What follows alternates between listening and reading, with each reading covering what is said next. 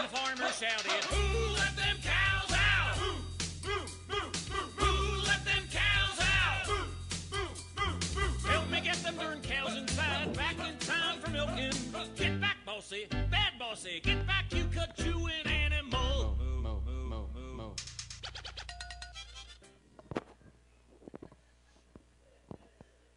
Good morning. How is everybody today? I guess you know the deal again, right? Glad to see everybody out today. This week, if you did not know, this weekend is Pastor Chad's anniversary, and they decided to go out of town. And for those of you who may be visiting or whatever, my name is Kip Gulledge. I am the creative pastor here. That's what they call me, at least. And today I am the fill-in. I like to tell people this because I pray the Lord uses something I say today to some good. But if not, please come back again whenever the real pastor's here, if you will. Got a lot to cover today, you guys. I think this is the first time that I've ever been worried I had too much information rather than not enough. But I will try to get you out of here as quick as I can. Got to get these pre-jitters out of the way. Got a question for you guys. If I were to ask for a show of hands, everyone in here that believes they have been raised in the country, how many hands would I get? Yeah. Pretty much about all of us. And it's a perspective thing because if you compare us to New York or Los Angeles, whatever, all of us are from the country. But, you know, I married in the Chirral. My wife's been Chirral, and I pick at her all the time because I told her that Chirral people were city people to us back when I was coming up. I had a grandmother that lived in Bennettsville, and we would go visit her like every other weekend. And so we always came through Chirral going to Bennettsville, and we thought it was the city because there was a McDonald's and there was a shopping center and a grocery store. I grew up in a town of 500 people. In case I tell that quite often, but just in case you didn't know that. Had a baby sister that as we would come through Chirral, my parents, the rule was that when we went by McDonald's, mine and the middle sister's job was to get her attention other than McDonald's because she would start crying and begging for McDonald's. So right when we would come down number 9, we'd get right at McDonald's. We'd like, oh, look. And, you know, the baby would look out the window, what? And McDonald's would go by over here. And so we didn't have to put up with her crying because, that was a treat. Do you guys remember when McDonald's was a treat? It was not an everyday occasion. Do you guys remember when we go to Sonic, when Sonic was first here, and they put a little plastic animal on the edge of the cup? We thought that was the greatest thing in the world. We thought it was Christmas for us because we got a free toy. Now, you know, it's no big deal now. I can remember that we'd never heard of Walmart. And I'm not talking about the Super Walmart or the one that was there before Super Walmart. I'm talking about way on down here, the old shopping center Walmart. We're going way back, if you will. Anyway, I think if you had a litmus test to decide whether or not you were raised in the country or not, though, one of the litmus tests would be if you grew up near or around or in a cow pasture. Would you agree? I grew up next door to a cow pasture. My mother's neighbors, or mom and dad's neighbors, had cows and horses and all kind of stuff. Pardon? That's right. And we were in town, and they had cows. We were in the city limits of Ruby, if you will. I learned something this week because I got this thought process of cows, and I like to let you guys kind of know where I get my thought process from. But I got this thought process, and I got to reading this thing, and I learned something growing up in the country that I never knew. And you guys are going to laugh at me probably. There's a bunch of you out there probably knew this. But like I said, the neighbor had a cow pasture next to us, and right where the gate was, they could throw open the gate if they had to go in and do some work or whatever, and they left the gate open with the animals up in there. Now, right here on the ground there was a grate. It could be sometimes they're made out of metal, sometimes they're made out of wood, but it's like slats or bars or whatever it is. never knew what that was for until I got to reading this week, and I thought, and it explained that the animals are afraid to step on those, so they won't cross the threshold of that gate, even if you leave the gate open. And I thought, there's a sermon in that. There's got to be a sermon in that. And I dug and I worked, and I thought, okay, I'm going to get this thing. I've got it. Because Chad gave me forewarning, a couple of weeks forewarning, and I told him, I said, I got my word. I just got to put it together. And I wrestled, and I fought, and I wrestled, and I fought. And it finally, the Lord said, y'all have to forgive me because I get, y'all know when I speak, I get like this, but I'm going to tell you why. I'm chasing rabbits here, but I want you to understand this. I spend a lot of time with the Lord prepared. And I don't mean, I'm not a crier. I'm not an emotional person. They'll tell you that. But when you lay up with the Lord, you get raw and you get emotional. So the slightest little thing, I'm sorry. Chad, we laugh on Monday morning. He says, could you get through it without crying a little bit? You know, whatever. But I'm going to apologize to you because it just, knowing that God spoke to me, just the simple fact that he spoke to me, even if it was telling me we're not going to do that, we're going to do something else, which is where I'm going, because I thought the great thing, and finally the Lord told me, he said, we can do the cow thing, but we're not going to do your cow thing, we're going to do my cow thing. And all of a sudden I found this scripture, this story in the Bible that I had never heard, and just locked in on it, and the Lord has fed me through that story, if you will. I wanted to share a couple of facts with you about cows. I mean, most people say cows have multiple stomachs. Well, actually, cow has one stomach, but it's divided into 4 compartments. The cow can chew their cud up to 8 hours a day. They chew their food that they've eaten up to, because what they do is they swallow it, they let it digest a little bit, they bring it back up, and they chew on it some more. I know that's gross, and I thought about this, and I thought, I've eaten hot dogs 3 or 4 times in the day like that. But I've never, anyway. Cows are considered sacred in some countries. Hinduism believes that cows are sacred animals. They're gods.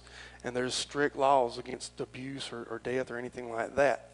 My daddy, in his infinite wisdom, used to have the saying, he said, to any man that will play with snakes and will not eat a steak, he has problem trusting. Because, them cats over there, they get the whistle and make the snakes come up out the basket, but they won't eat a hamburger. So anyway, that was one of my daddy's Calvinisms, if you will.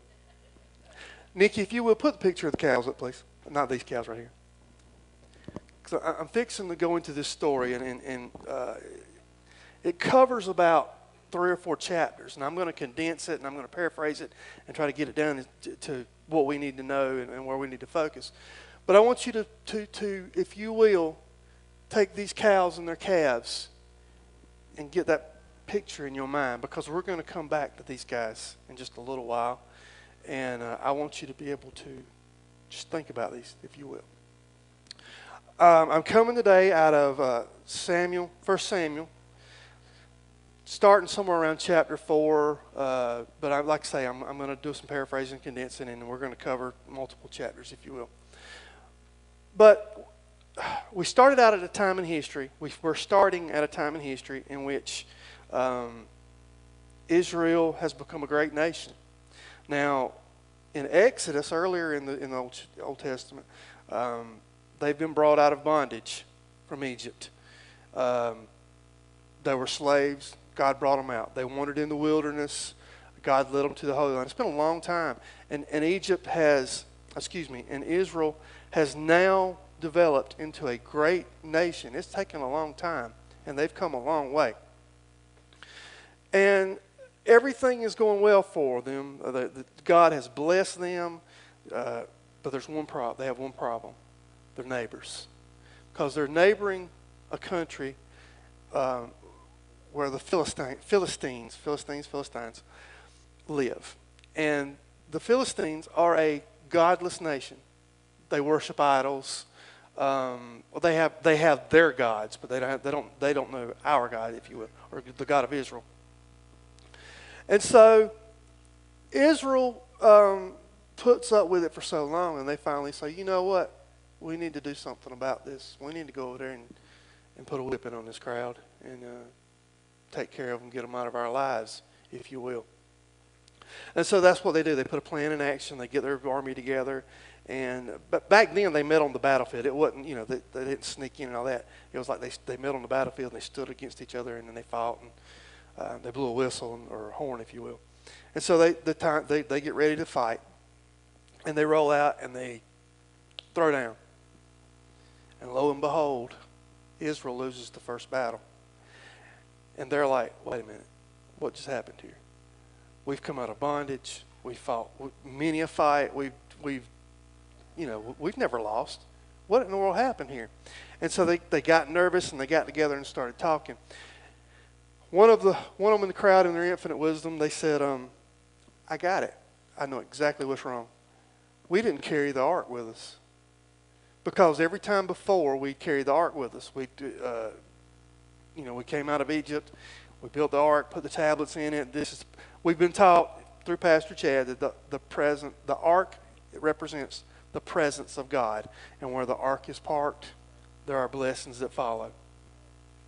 So they say, go get the ark, and tomorrow we're going to take the ark with us to the battle. Actually, that night they took the ark to the campsite where the soldiers were, and when they brought the ark into the campground, the soldiers went to cheering and hollering, yeah, that's we're ready to go. We're going to put it on them tomorrow.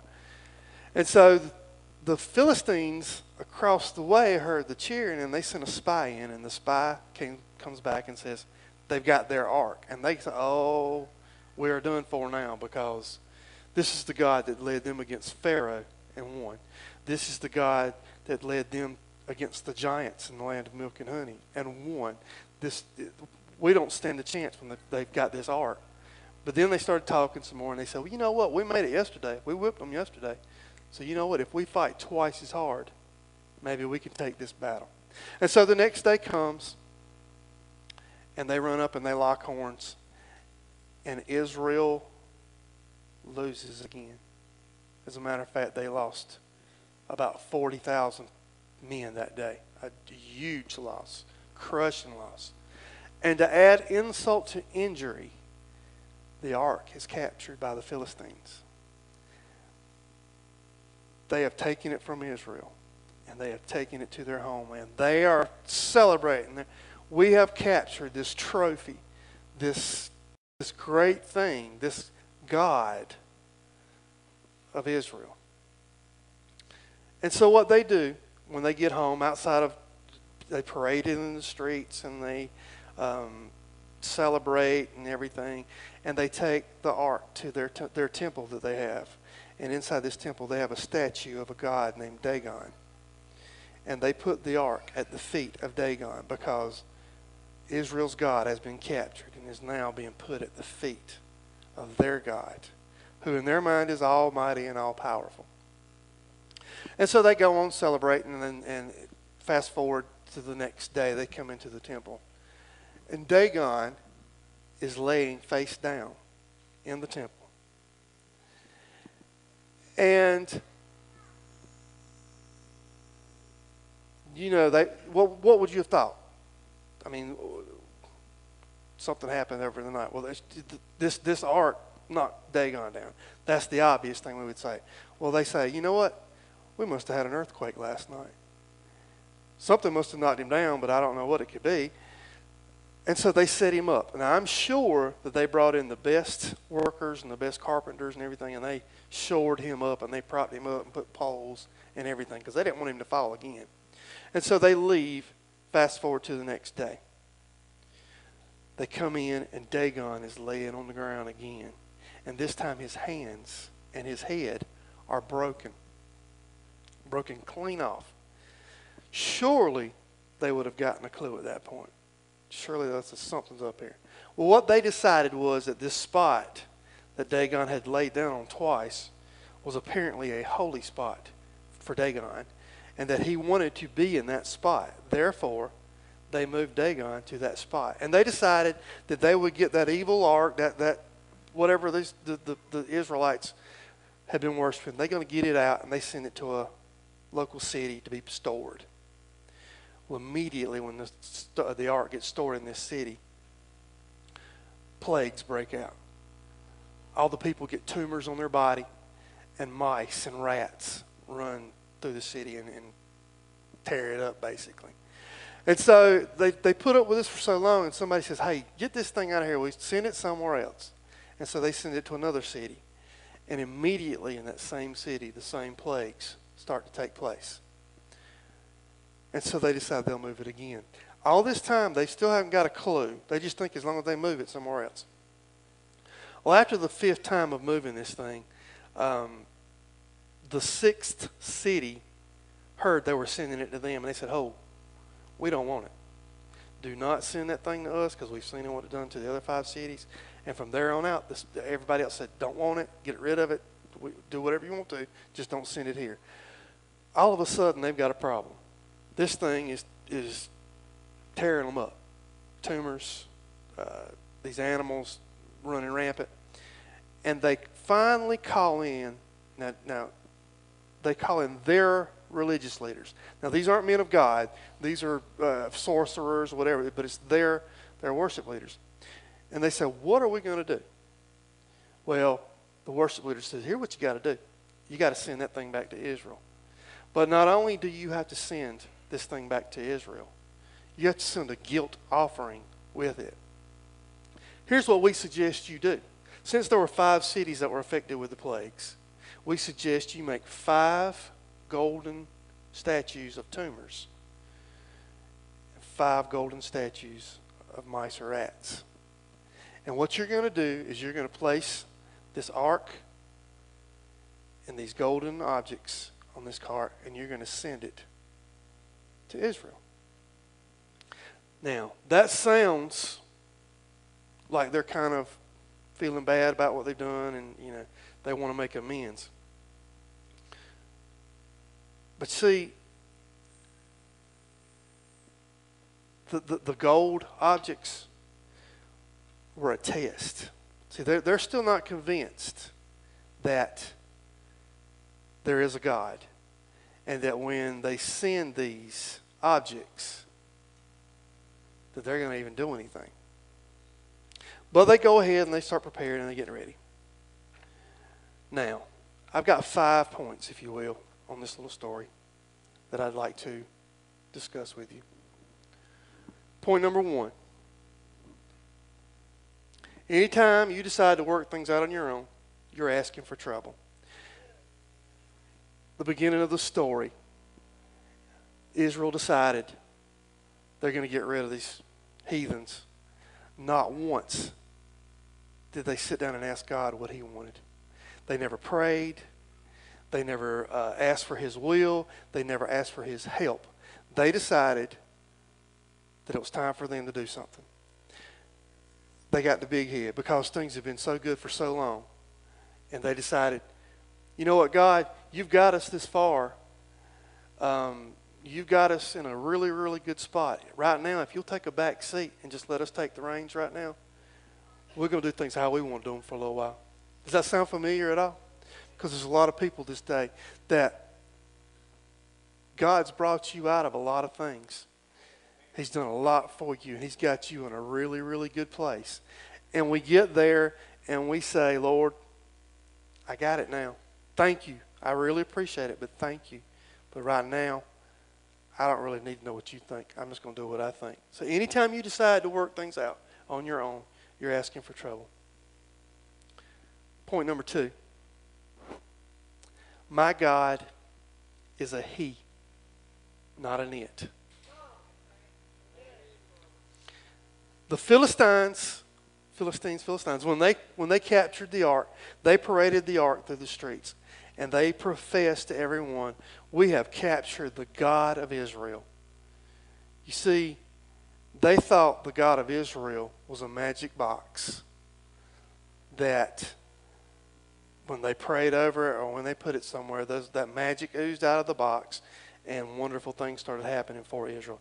They did not understand that the ark was just a representation. The living God was still in control. God became an it. God became the box. Now that sounds ludicrous to us. But the reality of it is, when Israel started thinking about the fact that they didn't win the first battle, they didn't drop to their knees and they didn't pray to God, look, we're sorry. We know we didn't confer with you to begin with. We know we should have. But what they did is they decided they decided the ark is what they needed to take out to the battle. So even the believers, even the people who had come in contact with God, decided that at that time, God wasn't it. It was that box. So even the non-believers and the believers, it doesn't matter. It can go either way. Israel, as we have been taught by Pastor Chad, is a representation of the church. It's a representation of us, a representation of free worship. It's that easy for us as a group of believers to turn God into an it. You don't think it's that easy? If the only time that you spend time with the Lord is you come in those doors and you come sit down and spend your hour in here so that other people can see that you got here and you did your time today, your God might be an it and not a he. If the people around you, the only way that they know that you're a Christian is because you got a Jesus sticker or a cross on the bumper of your car, that might be an it and not a he for you.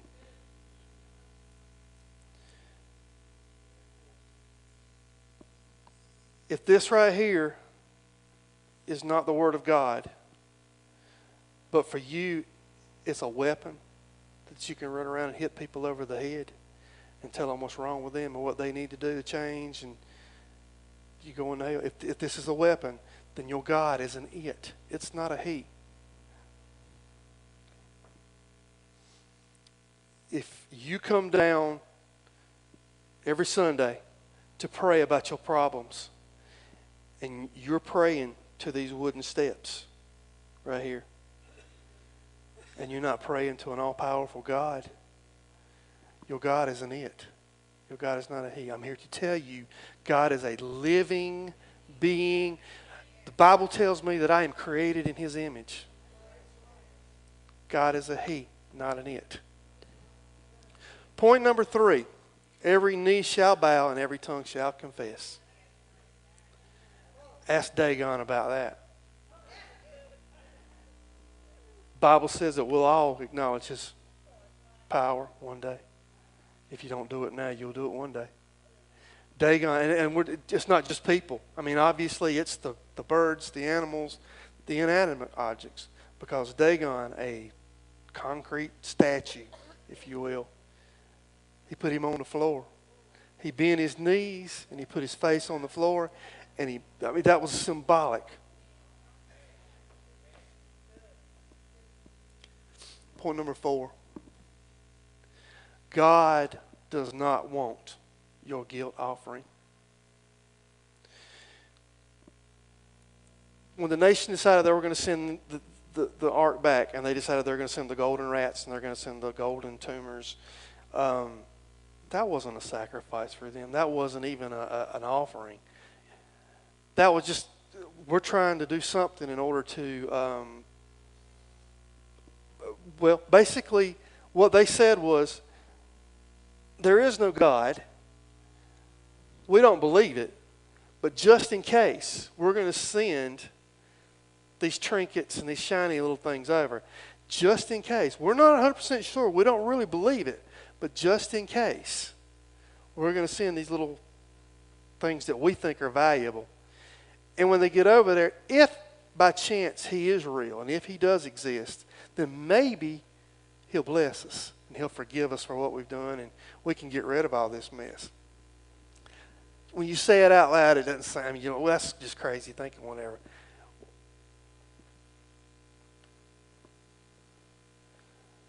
There are people in the church today, in this church and other churches, that when it comes time to walk up here and do that right there, you know what they do? They think to themselves, I'm not sure if there really is a God. I'm not sure if he really can bless me or not, but I tell you what I'm going to do. I'm going to walk down here with a $5 bill. Just something that looks, it looks good, and I'm going to throw it in the bucket. Now, I don't really know if he can bless it or not. I don't know if he's even there or not. But I'm going to put something in there. That's not an offering. That's not a tithe. The Bible says when you give with a cheerful heart. Because what happened was they made God angry. They made him angry by sending those things on that cart to Israel. You almost do an injustice to come down here and say, I don't know if you're there or not. I don't know if you're going to bless this or not.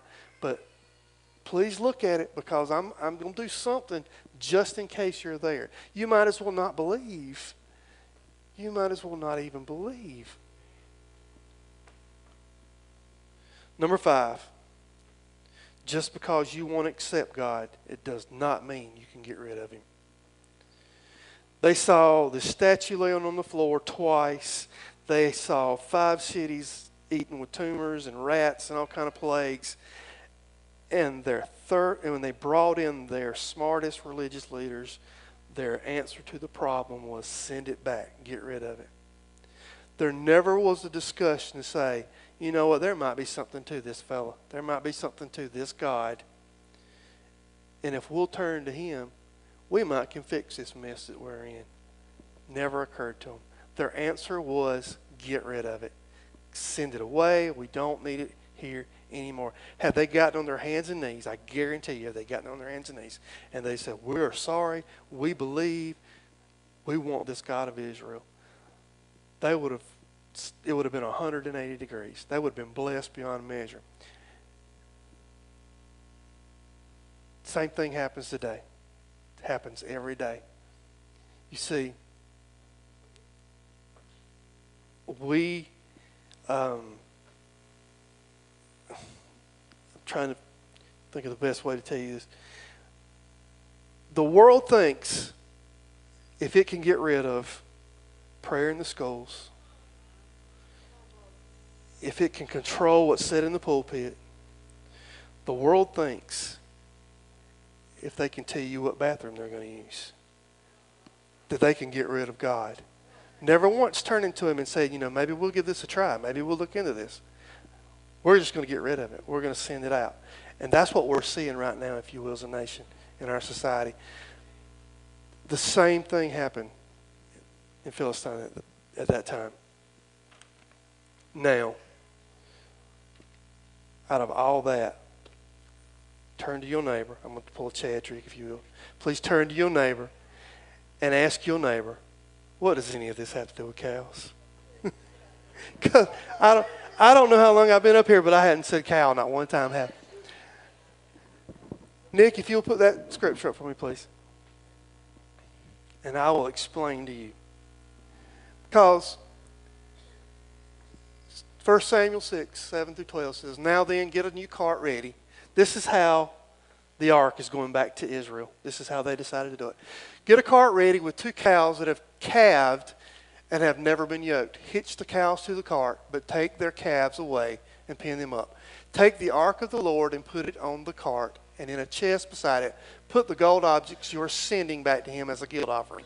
Send it on its way, but keep watching it. If it goes up to its own territory toward Beth Shemesh, then the Lord has brought this great disaster on us. But if it does not, then we will know that it was not his hand that struck us, but that all this happened by chance. So they did this. They took 2 such cows and hitched them to the cart and pinned up their calves. They placed the ark of the Lord on the cart, and along with it the chest containing gold rats and tumors.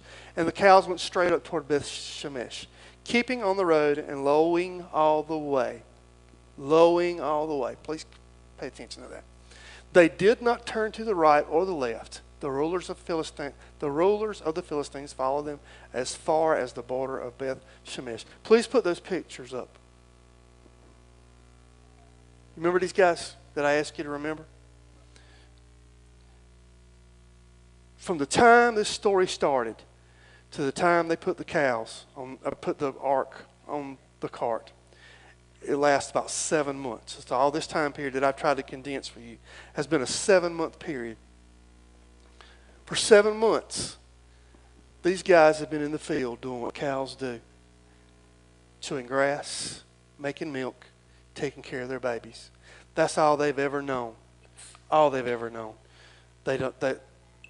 That's all they know how to do for all their lives. But I'm just trying to give you an idea. 7 months, all this other mess going on. These guys are in the field. And so they decide what they're going to do is they're going to build a cart. These are the leaders to bring the cart back. They decide they're going to build a cart, a brand new cart. They want it to be brand spanking new so that it will run straight. Then they decide they're going to go out and get 2 milk cows that have never had a yoke put on them before. And they're going to hook those to the cart. And they got to make sure that those cows have babies. And they're going to take those babies to the cow's home and they're going to lock them up in the barn.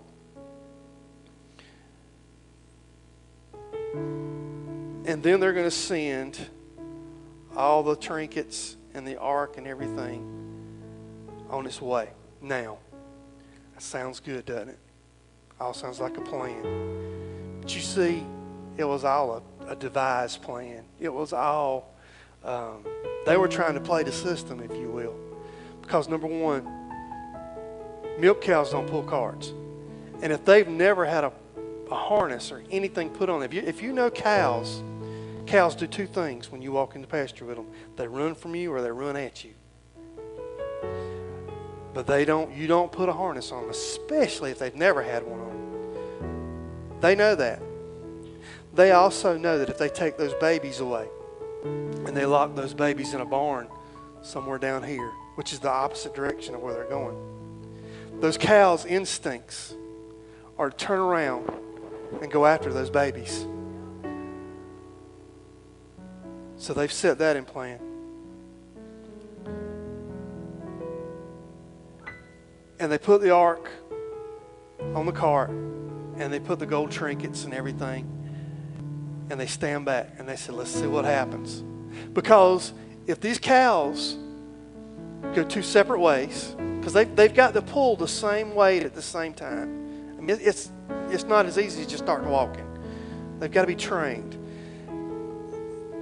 If they turn this way or they turn that way, or one wants to eat and one doesn't, or if they turn back and go to their babies like they're supposed to do, all this stuff is what they're supposed to do. If they do all of that, we can say it wasn't Israel's God. It was all chance. This was all something to happen. And you know what? We're just going to keep this ark, and we're still the good guys. And we're still winning this thing. And so they stand back and they say, let's see what happens. And those cows start walking.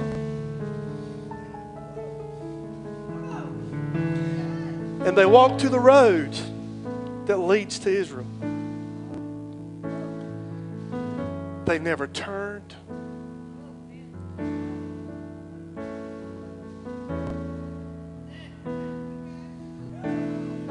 They never bent down to eat grass. And the scripture says, as they walked, they didn't turn to the right or the left. They kept on the road, lowing all the way. Do you know what lowing is? I sang Away in the Manger a lot when I was little. Everybody knows that song. But there's a verse in Away in the Manger. I think it's the 2nd or 3rd verse, whatever it says. The cattle are lowing, the baby awakes, but little Lord Jesus no crying he makes. Lowing is crying. It's pain. It's hurt. It's crying out. Do you know why they were crying out? They weren't oblivious to the fact that they had walked away from their babies. They knew they were leaving their offspring for what they had to do. But they stayed on that road and they walked straight. They never looked back at the babies. They never even hesitated. For 10 miles. It was a 10-mile walk. And the people of the Philistines They followed them for 10 miles. They stayed behind them. And I guarantee you, every step of the way, they kept saying, they fixing to turn. They fixing to turn. I know they fixing to turn around. They got to. And at some point, I think it sunk into them, like, wait a minute. They're not going to turn around. Everything that should have happened did not happen. This thing should not happen this way. And I have to think in my head, okay, I'm going to paint a picture for you. You see this cart going down the road. You see it heading for the destination, and you're these Philistines. Now, you think in your head that there's a golden, beautiful box adorned with jewels and shiny. God told when the ark was created, the deal that God made was once a year, the high priest of Israel, went into the Holy of Holies, which is where the ark was stored. And one thing he had to do every year was for his family and for his sins, he had to pour out bull's blood on top of the ark. And then when he got through doing that, he had to get goat's blood and pour that over the top of the ark. It's called the seat of atonement on the top of the ark. And this was a blood offering, and this kept the wrath of God from destroying Israel year after year after year. Understand that years and years and years and years have passed by. There has been blood and blood and blood and blood poured on this thing. No one's allowed to touch the ark. The ark was never cleaned. They didn't have pressure washers or anything. This thing was nasty. It was covered in dried blood, probably had blowflies. And we think of the ark as something beautiful, but if you'll think about it, it was not. At that time, it was an ugly, probably smelly, nasty-looking thing. And I can't help but wonder and think that as this cart is being pulled in Israel with this ugly, nasty thing, and the Philistines finally understand that these cows are not going to turn back, they had to think, for what? What are they? What is this about? Because this thing is just a box. It's just a nasty. Why? Why are they doing this? The reason I bring that up to you is because right now on number 9 highway, there's people that ride by right now as we sit here, and they see your car parked in that parking lot. And you know what they ask when they go by? For what? What are they in there for? It's just a building. It's just a neon on the things. They don't understand. And we have got to do a better job in making them understand that this is not just some nasty old box. This is our God. We come here to worship and just spend a few minutes with Him, if you will. Just get a little close to Him. So their plan was destined to fail. These cows pulled that cart against all odds to where they and again, I've condensed this story, but if you'll go back and read it, there's a lot more in between the lines here. But they took it to a specific spot. They just didn't stop when they went to a specific spot and stopped. And the people of Israel rejoiced, that the presence of God was back in their lives. God had returned. They made some more bad decisions after that, but we won't go into that. But these cows, when they stopped, these cows, they gave up everything they knew. They gave up their family. They gave up their life. They didn't know anything else other than being a cow, and they gave it all up that day. Because I would like to tell you that there was a celebration, and they made these guys, they put them in a pasture house. Here's what happened. They took the cart that day, and they tore the cart apart, and they built an altar. And they built a fire, and they sacrificed those 2 cows. And at first, I thought that was sad. I knew my wife wasn't going to hear that as much as she loved animals. But then God directed me to Romans chapter 12, verse 1. And there's just a few words in there. It says, present yourself as a living sacrifice. Had these cows been able to, they would have unhitched themselves from that cart and they would have thrown themselves on that fire, because they understood that their job was to carry the burden of God that day.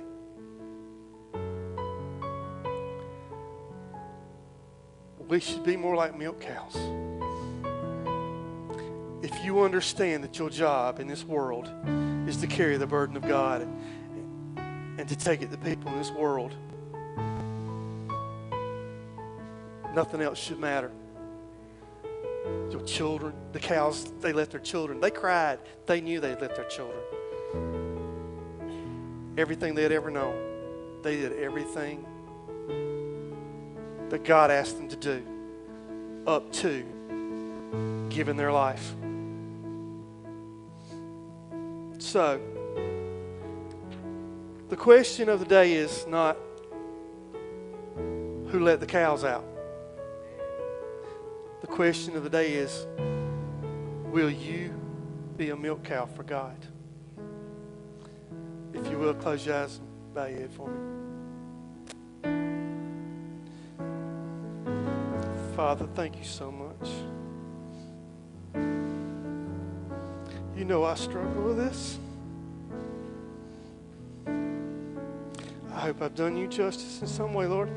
I hope that I've said something that means something to somebody. Thank you for these people, Lord, to come out. Lord, I ask that you give them a resolve to be a milk cow. That sounds crazy, I know. But I just ask that you help them to understand that you come first, Lord. Nothing else matters. Father, I just ask that you put your hand on this congregation.